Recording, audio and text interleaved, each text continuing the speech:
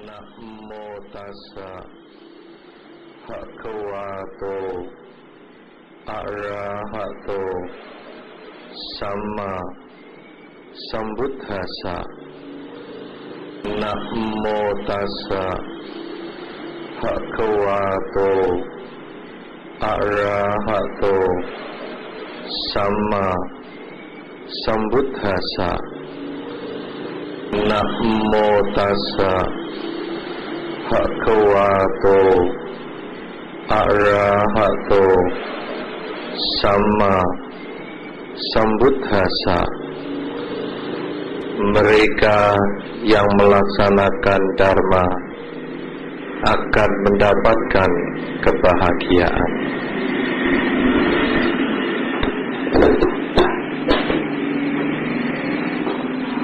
Saudara-saudara, para bapak ibu, merupakan satu kebahagiaan bahwa bersama-sama pada malam hari ini kita bisa ikut puja bakti dalam rangka pembukaan toko baru milik Pak Heru Santoso. Nama tokonya apa ya, Pak Heru? Toko Sumber Urip. Wah, Pak Yanjung kesaingan ini. Ya, Lingi Sumber Urip toko beras. Ini Sumber Urip toko gede. Baik juga. Saudara-saudara, memang kita sebagai seorang umat Buddha perlu ikut bermudita cita, ikut berbahagia karena ada salah satu rekan kita yang membuka usaha baru. Kenapa kita perlu bermudita cita? Karena mudita cita itu memang tidak mudah. Ikut berbahagia atas kebahagiaan orang lain itu tidak mudah. Kadang-kadang kalau ada orang buka toko, malah yang sering ditanya kita adalah, kok iso ya buka toko? Dari mana nih modalnya? Warisan deh, korupsi, apa isinya ada yang macam-macam. Nah, padahal kalau secara dharma justru kita disarankan untuk bermudita cita, yaitu ikut berbahagia atas kebahagiaan yang dimiliki oleh orang lain. Nah, saudara-saudara, saya pun juga ikut bahagia. Kenapa demikian? Karena makin banyak umat Buddha yang bekerja, makin banyak umat Buddha yang buka toko di sana, buka toko di sini, bekerja berjuang di kantor sana, di kantor yang sini. Sebetulnya hal itu membuat makin baik. Kenapa demikian? Karena memang di dalam Dharma disebutkan, di dalam Anguttara Nikaya, disebutkan bahwa salah satu tujuan seorang umat Buddha yang bisa dicapai di dalam kehidupan ini, yaitu seseorang boleh punya duit banyak, ya, boleh punya duit banyak. Jadi jangan menganggap, wah, agama Buddha ini kan mengajarkan pelepasan, mengajarkan tidak melekat. Berarti ini nggak usah kerja, nggak usah punya toko, nggak usah punya duit. Loh kenapa? Oh, buantenya saja rambut nggak punya. Nah, Ini pandangan salah. Kalau seorang biku, seorang samanera memang orang yang meninggalkan keduniawian. Ya, karena itu malah banyak larangan. Untuk biku bisnis malah dilarang. Ya, tidak boleh cari uang dengan misalnya tak jadi tukang ramal lah. Nah, akeh duit. Karena orang diramal itu paling seneng. Suruh bayar mahal mau, cocok belum tentu. Ya. Tapi sudah zaman Sang Buddha sudah dilarang biku itu ramal-meramal. Tidak boleh untuk cari duit. Tetapi kalau umat mau bisnis, boleh. Mau bisnis ramalan, boleh. Boleh. Umat kok ramal nomor. Ya, ramal nomor ya ini. Tapi sebetulnya umat bisa. Kenapa demikian? Karena yang terikat peraturan adalah para biku. Nah, jadi umat prinsipnya boleh punya pekerjaan dan boleh sukses. Tapi pekerjaan yang tidak menyalahi dharma. Nah ini sekarang baru kita bahas ramal nomor itu tadi.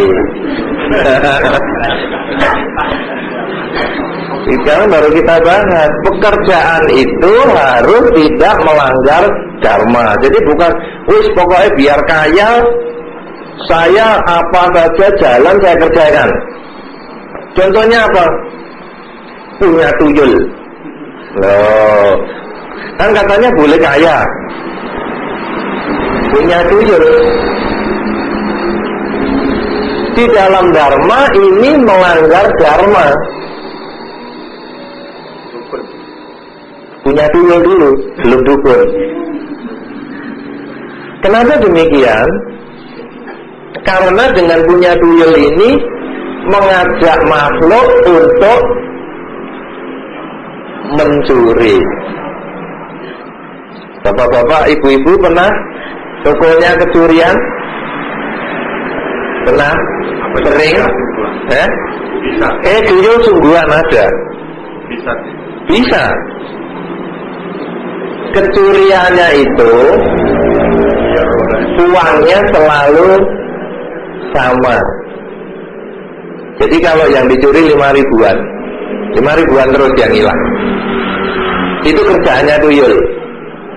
Tapi jangan tuyul makan nasi. Oh berarti kuncinya kalau biar dikira tuyul, aku jubuke 5.000-an terus, sama terus. Itu namanya tuyul doyan tego.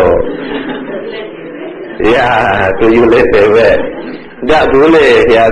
Tapi kalau kita lihat ya, misalnya dompet kita atau laci uang kita, kok hilangi kok uang yang sama terus? Apakah 5 ribuan, apakah 10 ribuan, apakah 1000-an? Wah, ini tanda-tanda tuyul sedang beroperasi. Ayamnya nggak tahu. Ya, oh penangkalnya ada. Tapi nanti ini yang penting sekarang dulu adalah jangan pelihara tuyul. Ya toh? Kaya tapi dengan cara yang sesuai dharma. Kerja yang bagus, buka toko seperti ini boleh. Ya. Nah, kemudian buka peralatan-peralatan yang digunakan untuk pembunuhan. Sebetulnya ini merupakan juga hal yang tidak sesuai dharma. Misalnya, ya, misalnya saja obat tikus, itu tadi racun tikus, ya pancing. Lalu juga termasuk jual orang. Orang itu bisa langsung dalam kandungan bayi. Aku nih hamil, ayo siapa yang mau beli anakku? Ada itu. Sekarang umum itu. Ya, on berdua aja dijual kok. Ginjalku ini ada 2. Ayo siapa mau beli? Sekian belas juta. Ada. bayi juga begitu. Ini jual orang, termasuk jual budak. Ini adalah yang melanggar dharma. Nah, sekarang kita kerja yang wajar, tapi boleh sukses. Caranya bagaimana? Tentu kita banyak melihat wawasan. Artinya, oh daerah sini apa? Oh ini masa pembangunan, buka toko bangunan. Ini beneri wihara mau bangun, buka toko bangunan, mesti laris nanti. Loh, kalau wihara ambil, ya kan begitu. Oh ini beneri umat-umat juga mau bangun, wah, buka toko bangunan, misalnya. Nah dengan demikian ini manajemen. Ya, tetapi yang jelas kita boleh sukses dengan cara apapun juga, yang penting sesuai dharma. Jadi dukun bagaimana? Ini tadi Pak Kepala Suku kan tanya ini. Nah, jadi dukun itu juga harus disesuaikan dukun apa. Kalau dukun anak, dukun bersalin, tidak apa-apa. Itu kan juga namanya dukun loh. Dukun bersalin, dukun bayi, dukun pijat, bisa. Menerang hujan itu sebetulnya boleh. Menerang hujan, jadi pawang hujan. Sebetulnya tidak nolak hujan itu. Memindahkan hujan mestinya di daerah sini dipindah ke daerah lain. Jadi tidak bisa ditolak. Oh namanya hukum alam kok. Boleh. Itu bisa. Nah, kalau dukun nomor bagaimana? Nah, ini termasuk pelanggaran dharma. Kenapa demikian? Karena tindakan yang untung-untungan atau perjudian itu sebetulnya termasuk tidak sesuai dharma. Ya. Nah, nomor 1 seseorang boleh kaya. Nomor 2, apakah yang bisa dicapai seorang umat Buddha di dalam kehidupan ini? Dia boleh mencari cara bagaimanapun juga supaya umurnya panjang. Misalnya apa? Vitamin, minum vitamin boleh. Jadi jangan, wah bantainya saja makan sehari sekali, ya sudahlah, umatnya juga makan sehari sekali. Belum tentu kekuatannya sama. Ya, nanti malah pingsan, lemas, pucat, kelenger, nggak bisa nyambut gawe, repot. Nah, jadi orang boleh mencari supaya umur panjang dengan menggali kesehatan yang sebaik-baiknya. Misalnya senam. Ibu-ibu suka senam? Ya? Senam itu apa? Poco-poco, Poco-poco, Ya, ibu ikut senam poco-poco. Senam tera. Wah, ibu kalau sudah 10 tahun sampai itu jadi senam tera, nanti 20 tahun senam mahatera loh. Lo sudah senam tera itu ya? Hebat, iya Pak Joko. Iya, Bu Joko lah senam terus, senam tera, sudah 10 tahun senam tera. Nah, jadi senam itu boleh, ya ibu-ibu, bapak-bapak boleh senam, minum vitamin boleh. Ke dokter kalau sakit boleh. Jangan mengatakan, oh bantunya kan kalau sakit minum air kencingnya sendiri. Aku ya terus-terusan gitu. Larangnya nggak sama, sakitnya nggak sama. Tapi kalau mau boleh, karena itu terapi urin, itu juga bagus. Ibu-ibu sudah pernah, bapak-bapak? Sudah ya, minum kencingnya sendiri tiap pagi Pak Joko? Sudah 3 bulan tiap pagi. Nah, bagus. Kerasa enteng, sehat.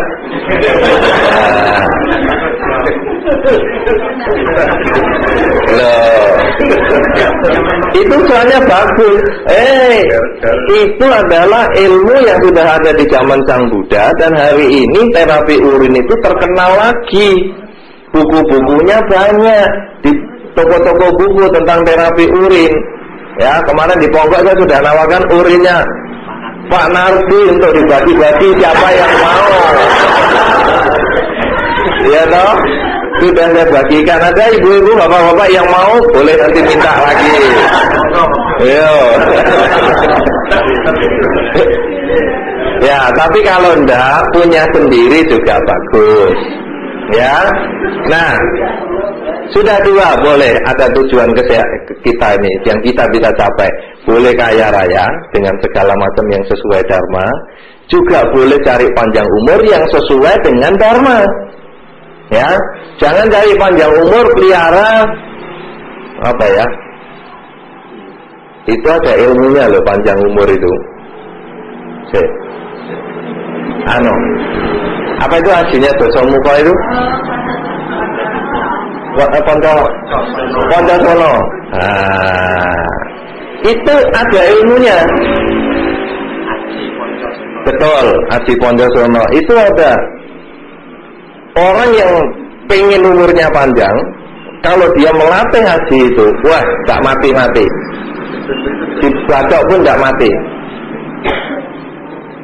Pernah dengar ya? Ya. Nah, cuma nanti biasanya badannya yang gak kuat. Sudah geletak di tempat tidur, gak mati-mati. Punggungnya udah busuk, gak mati-mati. Malah repot. Ya loh, malah ngerepoti sing waras, tapi yang sakit pun juga gak kesenengan loh, Bu. Ya kan, geletak terus apa gak senengnya, mau jalan-jalan udah gak bisa. Ya, nah, karena itu carilah jalan untuk mencapai kesehatan dengan cara yang wajar, dengan cara yang baik. Apakah senam tera, apakah senam mahatera, apakah senam pucu-pucu, apakah senam samanera, bisa gitu.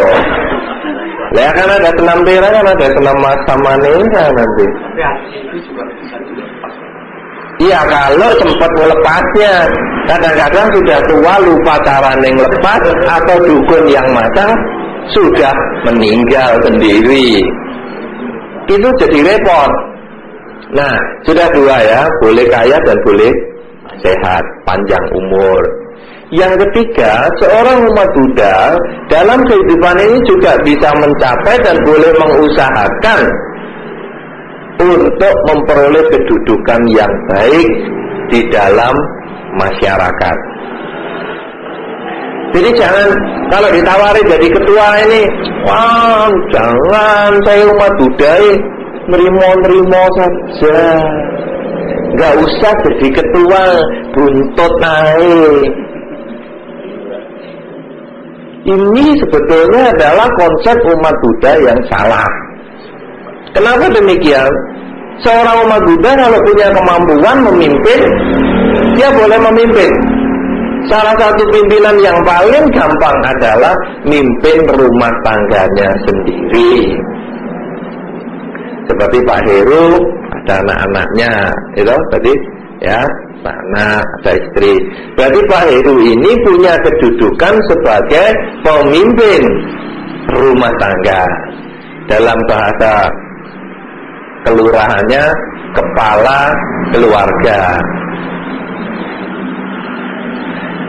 Si ibu, mana Bu Heru? Yang itu, oh ya. Soalnya sambil kenalan ini saya ya belum pernah tahu, belum pernah ketemu kok ya? Sudah, sering. Adep-adepan, apa pos rame Katina begitu. Lah kalau Katina orang 1000 saya mana bojone Pak Heru. Lah orang 1000 suruh milih ya bingung saya. Ya, baik. Nah, Bu Heru sendiri juga pemimpin rumah tangga. Kenapa? Lah anak-anaknya, biasanya anak-anak kan nurutnya sama mamanya. Betul nggak? Anaknya nurut sama mamanya. Ya, mamanya ngomong, ayo belajar. Ayo sekolah. Ayo makan. Anak-anak nurut sama mamanya. Nah, karena itu seorang ibu adalah juga pemimpin di dalam keluarga. Kenapa demikian? Karena memang melahirkan anak itu sulit, tetapi hanya sekali saja. Tapi mendidik anak jauh lebih sulit. Dan biasanya Yang mendidik adalah ibu. Karena itu anak-anak selalu punya kesan ibune cerewet, rewel, gini nggak boleh, gitu nggak boleh. Kenapa? Karena ini sebetulnya resiko ibu yang didik. Mainan api nggak boleh, mainan pisau nggak boleh, ini nggak boleh, itu nggak boleh, harus gini, harus gitu. Sehingga kadang-kadang anak secara terpintas, wah mamai rewel, papa itu baik. Ya karena papanya diem aja. Iya loh, karena seorang pria cenderung tidak terlalu memimpin untuk anak-anaknya. Cenderung, saya katakan cenderung bukan berarti selalu begitu atau tidak pernah urusan, tapi biasanya lah urusan anak-anak ibu nih. Nah, jadi biasanya ibu lalu banyak komentar, banyak apa. Padahal ini adalah untuk membimbing, untuk meluruskan, untuk memberikan pandangan yang benar anak supaya di masa depan dia menjadi anak yang baik. Nah, dengan demikian ayah dan ibu menjadi pimpinan di dalam keluarganya sendiri. Kemudian mungkin anak-anak juga begitu. Ada yang jadi ketua kelas, boleh. Jadi jangan, ayo kamu jadi ketua kelas. Enggak, kamu aja yang ketua kelas. Aku tak bagian kebersihan aja, ngepel-ngepel. Udah, jadi ketua kelas kalau mampu, jalan. Jadi ketua kelas. Jadi kepala suku. Boleh. Nah, ya toh. Ya, langsung mantep dia Pak Nardi sudah. Kepala suku. Boleh, kalau memang punya kemampuan, kenapa enggak dijalani? Jadi lurah, jadi kepala desa, boleh. Ya, satu umat Buddha kita yang sudah jadi kepala desa, Pak Satuan, Bumi Ayu, ya. Bisa kalau Anda mampu, Anda mau, jalan. Yang jadi Pak RT aja. Saya aja jadi Pak RT? Pak RT. Ya, bagus. Boleh, ya. Nah, jadi kita boleh punya kedudukan baik di dalam masyarakat maupun di dalam rumah tangga. Cuman cara cari kedudukannya juga harus yang sesuai dharma. Jangan sikut-sikutan. Wah, itu Pak Lurahnya mau saya ganti, gimana caranya? Wah, sebari kembang, sebari coba dapu, disantet. Ini nggak benar. Kenapa demikian? Karena ini bukan sesuai dharma. Tunjukkanlah prestasi Anda sehingga Anda bisa menjadi pemimpin di dalam masyarakat. Tunjukkanlah prestasi Anda sehingga Anda bisa menjadi orang yang memiliki harta yang cukup. Tunjukkanlah kemampuan Anda sehingga Anda bisa memiliki kesehatan yang baik. Sudah 3 yang bisa Anda dapatkan dan bisa Anda kerjakan di dalam kehidupan ini. Nah, secara dharma disebutkan lagi di dalam Anguttara Nikaya tadi, kita bukan hanya memiliki 3 tujuan ini saja.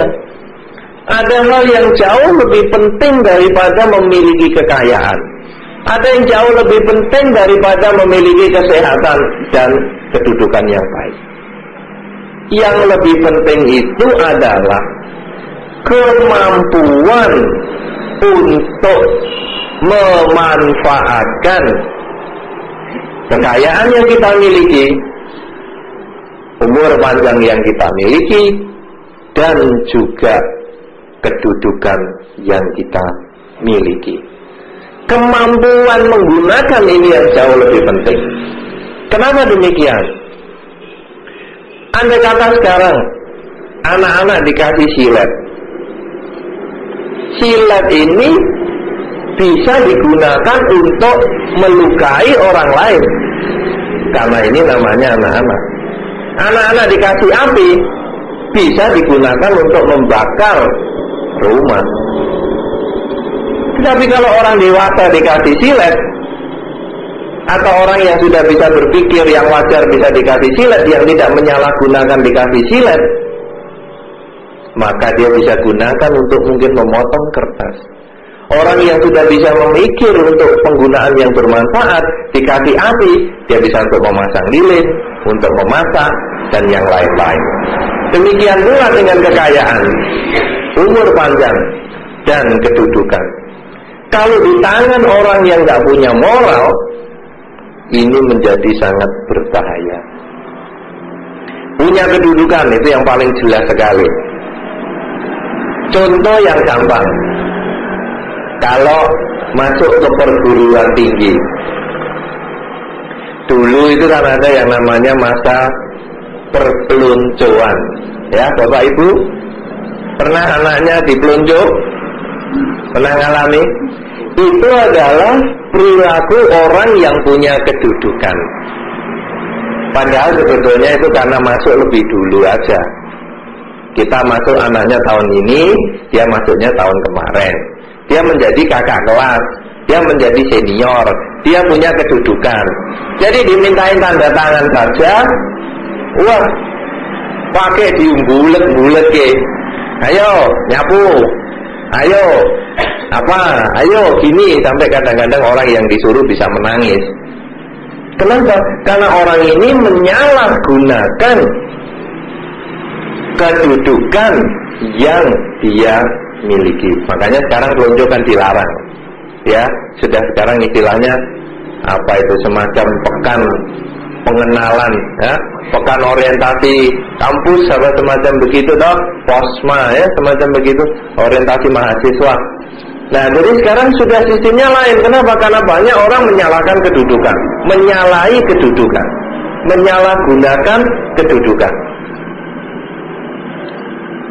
Juga di dalam masyarakat kita, misalnya Pak RT mau dimintain cap, oh terus macam-macam. Oh, kamu mau minta cap sama saya? Oh ya, kamu nunggu saya dulu 24 jam ya. Ya, baru nanti tak kasih cap misalnya. Ini namanya menyalahgunakan kedudukan yang kita miliki. Sebagai seorang ayah juga bisa menyalahgunakan kedudukan. Apa? Kamu apa? Tidak ada yang bisa mengeluarkan uang tanpa tanda tangan Bapak. Wah, ini militer, kantor besar atau rumah tangga? Loh, ini cuma mau naik becak loh, untuk antar sekolah. Iya, tapi harus ada tanda tanganku dulu. Loh, ini repot. Kenapa? Karena ini menyalahgunakan kedudukan. Nah, oleh karena itu saudara, pada saat kita memiliki kedudukan, pada saat kita memiliki kesehatan dan kekayaan, coba gunakan juga hal-hal ini sebagai hal yang positif. Misalnya apa sekarang? Kita punya kekayaan. Gunakanlah hal-hal itu sebagai hal yang positif. Membesarkan anak, membesarkan usaha seperti hari ini, membuka toko yang baru, menyekolahkan anak di tempat yang terbaik, ya, membahagiakan keluarga. Bukan terus, oh ini ada keluarga, aku sudah bisa membahagiakan satu istri dengan anak 3. Sebenarnya berapa? 3, benar ya? Satu istri dengan anak 3. Wah, aku coba-coba tak membahagiakan perempuan lain. Siapa tahu ada perempuan lain dan anak 2. Loh, ini adalah konsep yang keliru. Kenapa demikian? Karena kita punya harta. Nah, ini justru harus digunakan untuk rumah tangga kita sendiri. Ya, coba banyak orang sudah kejadian di dalam masyarakat. Begitu punya duit banyak, wah sudah, istri dilupakan, cari lain-lain lagi, hiburan di tempat lain. Ini adalah cara penggunaan uang yang salah. Ibu rumah tangga juga begitu. Kadang-kadang, wah, sudah, saya masak sudah bisa. Apa sudah? Sekarang saya untuk apa kerja yang hebat-hebat kalau nggak saya nikmati juga? Wah, belum perlu beli pakaian, beli yang mahal-mahal, sehingga nanti anaknya pas mau sekolah uangnya habis untuk pakaian, untuk apa. Nah, ini akhirnya menjadi tidak bermanfaat. Padahal sebetulnya pakaian juga penting, tetapi tentu ada batasnya. Selain bisa digunakan untuk rumah tangga, bisa juga untuk kehidupan sosial kita. Apakah itu ada acara di kampung, mungkin misalnya penyemenan jalan di kampung, kita bisa bantu. Apakah untuk wihara, pembangunan wihara kita juga bisa bantu. Apakah untuk panti asuhan, yayasan sosial, anak asuh. Kalau misalnya, anakku sekarang sudah 3, sudah bisa aku sekolahkan semua. Bagaimana ya sekarang waktu masih ada anak asuh? Nah, jadi itu ada si A yang sekolah. Coba ini tak biayai, keponakanku yang sekolah tak biayai. Kenapa? Karena ini kita menanam jasa yang tiada tara. Ya, ini menggunakan uang kita dengan maksimal sehingga umur yang panjang tadi bisa dipakai untuk hal-hal yang bermanfaat, memberikan kebahagiaan untuk pihak lain. Demikian pula kedudukan yang baik adalah tidak disalahgunakan. Jadi Pak RT, ayo kita mendorong lingkungan kita untuk menjadi lingkungan yang positif, lingkungan yang baik, lingkungan yang tanggap pada situasi. Ada penderitaan, ada bencana, banjir dan lain sebagainya. Ayo, kalau memang kita bisa bantu, kita bantu. Nah, ini menjadi Pak RT yang baik. Nanti menjadi Pak Lurah, menjadi Pak Camat, ataupun kedudukan apa saja yang Anda miliki, cobalah berpikir, bagaimana saya membahagiakan orang lain. Kenapa demikian? Karena ini sebetulnya adalah praktek dharma. Kalau Anda sudah memiliki kedudukan, berarti Anda mempunyai tanggung jawab. Dan orang yang menjadi titipan Anda itu, yang di bawah tanggung jawab Anda, ini yang harus Anda bahagiakan. Nah, oleh karena itu saudara-saudara, 4 hal inilah sebetulnya yang kita sebagai seorang umat Buddha bisa lakukan, bisa dapatkan di dalam kehidupan kita sehari-hari. Kita boleh bekerja sampai sukses, kalau perlu sampai kaya raya dengan cara yang sesuai dharma. Kita boleh berusaha untuk menjaga kesehatan, memperpanjang usia kita dengan cara-cara juga yang sesuai dharma. Dan yang ketiga adalah kita boleh meraih kedudukan setinggi mungkin dengan cara yang sesuai dharma, yang jelas penggunaannya. Penggunaan yang sesuai dharma adalah menggunakan kekayaan dan kedudukan kita untuk membahagiakan lingkungan kita. Selalu berpikir, semoga semua makhluk berbahagia. Semoga dengan kehadiran kita itu, lingkungan kita menjadi lebih bahagia daripada sebelum kita hadir di tempat itu. Umur yang panjang berarti memberikan kesempatan kepada kita untuk lebih banyak memberikan manfaat, untuk lebih banyak memberikan jasa kepada lingkungan kita, sehingga akhirnya di dalam kehidupan ini kita akan mendapatkan kebahagiaan. Kebahagiaan karena kita memiliki kekayaan, memiliki kedudukan dan terpandang di dalam lingkungan kita, karena kita menjadi orang yang baik mulai dari muda sampai tua, bahkan sampai meninggal. Dan di akhir kehidupan kita pun, kita karena modal kebajikan yang kita miliki, setelah kelahiran ini pun kita akan bisa terlahir di salah satu dari 26 alam surga. Karena di dalam dharma, orang yang makin banyak melakukan kebajikan, makin lama memiliki kebaikan, dia akan mendapatkan surga lebih tinggi daripada orang yang sedikit kebaikannya. Oleh karena itu saudara-saudara, dengan adanya peresmian toko ini, tentu kita semua yang hadir di tempat ini mengharapkan semoga dengan kebajikan yang kita lakukan bersama, khususnya Pak Heru sekeluarga, akan membuahkan kebahagiaan dalam bentuk tokonya menjadi laris, lancar, sesuai dengan apa yang diharapkan. Demikian pula pada malam hari ini sekaligus juga adalah pelimpahan jasa untuk almarhum Bapak Golaisun yang merupakan ayah dari Pak Heru, ya. Ini adalah satu perilaku umat Buddha yang sangat baik sekali di saat kita sedang berbahagia, karena kita bisa memulai sesuatu yang baik, memulai sesuatu yang baru. Pak Heru sekeluarga mengingat almarhum Bapak Golaisun yang tentunya sangat berjasa di dalam kehidupan Pak Heru. Karena sesungguhnya tanpa ayah tidak mungkin kita akan lahir di dunia. Tanpa orang tua tidak mungkin kita lahir di dunia. Tanpa ayah dan ibu kita tidak mungkin kita lahir di dunia. Sehingga dengan demikian pada saat kita berbahagia, sungguh sangat baik kalau kita mengingat kepada sanak keluarga kita yang sudah meninggal. Semoga dengan kebaikan yang kita lakukan, mereka pun memperoleh kebahagiaan. Semoga dengan kebaikan yang kita lakukan, semoga almarhum Bapak Golaisun juga mendapatkan kebahagiaan. Semoga Pak Heru sekeluarga selalu berbahagia sesuai dengan Dharma, karena di dalam Dharma disebutkan bahwa mereka yang melaksanakan Dharma akan mendapatkan kebahagiaan. Paling tidak dengan 4 hal yang tadi bisa dicapai, yang telah disebutkan dalam Anguttara Nikaya tersebut, akan mendapatkan kebahagiaan di dalam kehidupan ini dan kehidupan yang selanjutnya. Semoga semua makhluk, baik yang tampak maupun yang tidak tampak, akan memperoleh kebaikan dan kebahagiaan sesuai dengan kondisi karmanya masing-masing.